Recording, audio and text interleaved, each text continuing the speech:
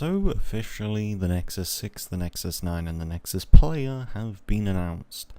So let's go ahead and look at the Nexus 6, Nexus 9 and the Nexus Player, of course, a bit more in depth. Not that much in depth because obviously we don't have the devices yet, so it's not something we can do, but let's go ahead and look at them.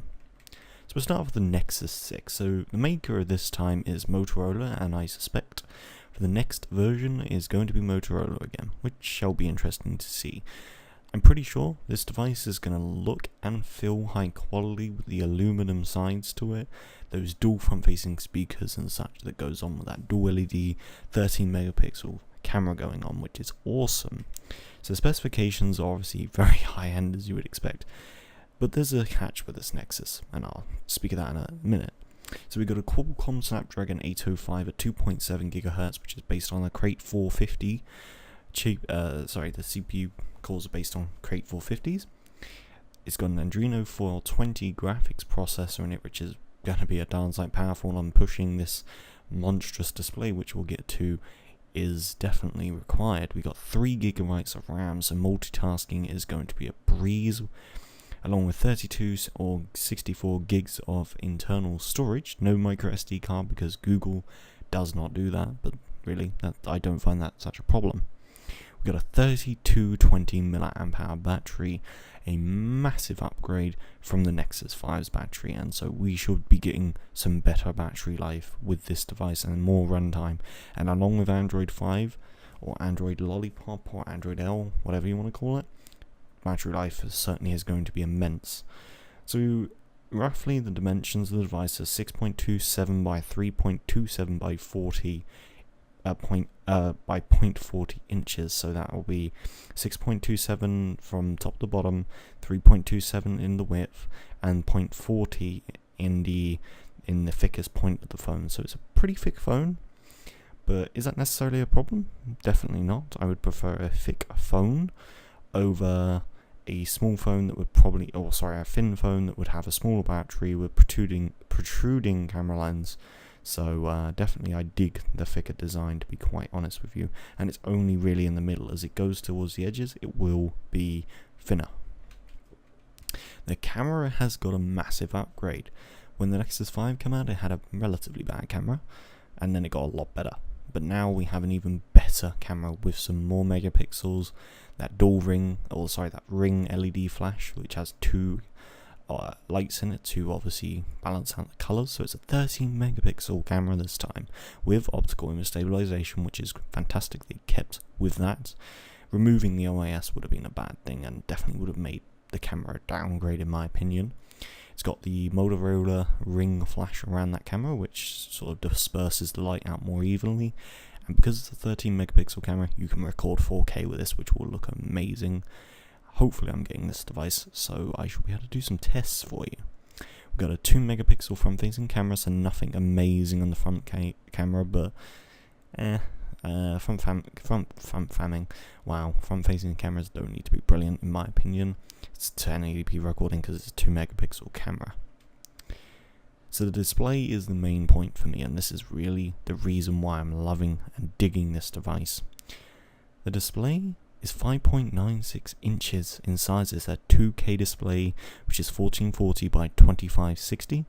You may think that's not correct. Well, it goes width by length or width by height, so it will be 1440 by 2560 with 493 ppi. So it's not as dense as some other displays with 2K displays on it, but you have to remember this is a bigger display, but 493 ppi is no slouch, and it will look crystal clear. And it has that front facing dual speakers going on again, which isn't the single as far as I know at the bottom like the Moto X. Is actually 2 speakers, one at the top and at the bottom, which should give you a very nice experience with listening to audio. Hopefully it's decent, and obviously it's protected by Corning Gorilla Glass 3. So what are the prices? And that is something I said at the start of the video would be the problem with this.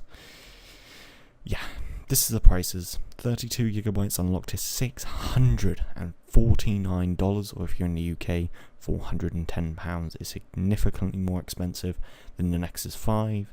By how much? I wouldn't say it's a massive jump in price. If it went to £500-600, then I would say this is a flagship from, say, Samsung or something, and then I probably wouldn't be buying one of these outright. But 410, possibly 428 for the 64 gig isn't really that bad, considering what you are getting here. So that would be $689 roughly for the 64 gig, which I said is £428 for that. So that's just rough pricing, as the Nexus 5 was about £40 for the 32 gig over the 16 gig. So let's move on to the Nexus 9, and this is quite the upgrade. It's an in-between tablet between the Nexus 10 and the Nexus 7, which I currently own, and I probably will keep that tablet because it's pretty darn good. So it's made by HTC, which is, as far as I know, HTC's first venture into the tablet lineup. So there you can see it is a beautiful piece of machined aluminum around the outside. I think the back is soft touch plastic, and obviously the front is that slate design, which I dig big time. So the specifications, this is a beefy tablet. This is a NVIDIA Tegra K1 quad-core 2.3 GHz Denver based CPU, which is, if you've seen how powerful this chip is, it's one hell of a chip. You can run pretty much PC games on it. There was, if you've seen the NVIDIA Shield tablet, that has run Trine 2, which is a PC game, so you can see how powerful this chip is. Has a couple of DX1 GPU on board with 2 GB of RAM, 16 or 32 gigs of storage, 6700 mAh battery, which is a pretty good size battery, with Android 5 Lollipop on it, of course, and its dimensions are 8.98 by 6.05 by 0.31, so it's a pretty thin tablet, thinner than the Nexus 6, which is interesting. But you know, it's I like the fact that they've gone for a mid between the Nexus 10 and the Nexus 7. So you know, it's an 8.9 inch display, I think, but we'll get to that. And on the back of the device, well, this is where it even gets better for this tablet. We have an 8 megapixel camera with flash. Pretty much one of the first tablets I've seen to have a flash on the back. Is it going to be a brilliant camera? We don't know. But to be honest, having an 8 megapixel camera on a tablet is brilliant. And I honestly do say, go for it if you want to have a good camera on a tablet. Yes, you look dumb, but if you only use your tablet at home and you want to quickly capture that moment, 8 megapixel is going to look really nice. Does 1080p recording, sadly no 4K here, but I think you have to be above an 8 megapixel to do 4K recording. And the front-facing camera sadly is a 1.6 megapixel front-facing camera at 720p. You need at least 2 megapixels to get 1080p because 2 megapixels is basically 1080p resolution, so a bit of a downgrade in the front camera. I know the Nexus 7 doesn't do 1080p on the front camera anyways, but still annoying that it's not a very good camera. It would have been nice if it was a 2 megapixel camera. So let's move on to that display. It's an 8.9 inch display with a resolution of 1536 by 2048, which I believe is the iPad mini Retina resolution, so you can get an idea of how good this display will look with its pixel density of 281, which is relatively good in the tablet industry and will get you past with a pretty nice looking display. Corning Gorilla Glass 3, that's a hard one to say fast, is fantastic. It's not the best thing to protect a device with, but at the end of the day, it does a fantastic job.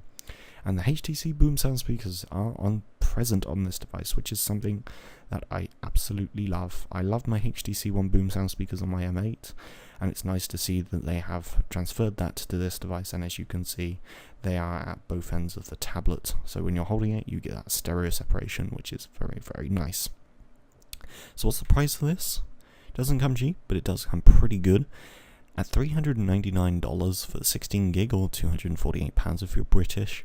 32 gig unlocked is probably going to be $439 or £272 roughly, if it's the same as the Nexus 7 with the £40 difference between the prices. Honestly, I would recommend the 32 gig if you're going to game a hell of a lot, and certainly with some of the games that you can get with that NVIDIA Tegra, it's going to take up tons of space, so maybe the 32 gig is going to be the better option for you. But you know, maybe 16 gig if you're not that heavy on gaming, but there's a lot of games you can fit on a 16 gig storage, but there's not a whole bunch. You will be shuffling your games around if that's the case. Moving on to the next piece is the Nexus Player. This is something I'm interested in, which if it comes to the UK, I would definitely be getting a hold of this because this is one cool device. Now, actually, before going on the presentation, there was a Nexus QI, I think it was called. That did not come out in the UK, and that really was quite annoying. The reason I say this was because that was the sort of same thing as this, but it didn't come out in the UK. And to be honest, hardly any sold, but this is a better alternative. So here it is. It's a nice circular device, which I like. That's pretty cool, and it will look pretty sleek on your setup, your entertainment setup, I guess.